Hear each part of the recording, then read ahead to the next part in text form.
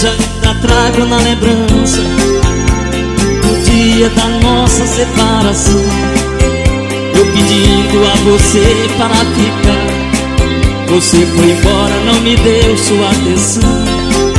Os nossos filhos olharam para mim, eram crianças, mas parece que entendiam que toda a nossa felicidade por sua causa terminou naquele dia.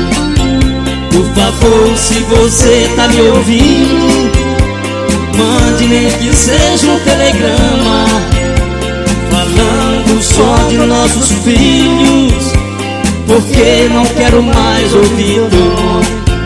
Por favor, se você tá me ouvindo, mande nem que seja um telegrama falando só de nossos filhos, porque não quero mais ouvir teu nome.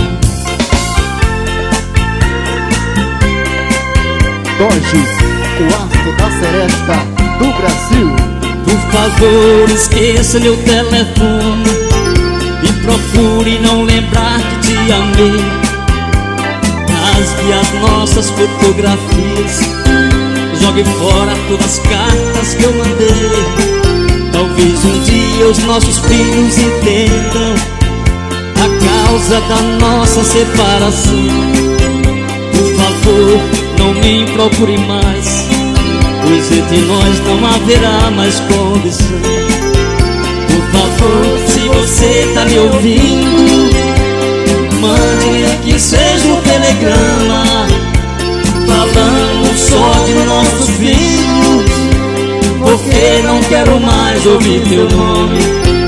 Por favor, se você tá me ouvindo, mande que seja um telegrama falando só de nossos filhos, porque não quero mais ouvir teu nome.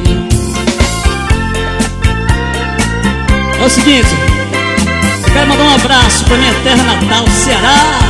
Alô, Ceará. Alô, Brasil.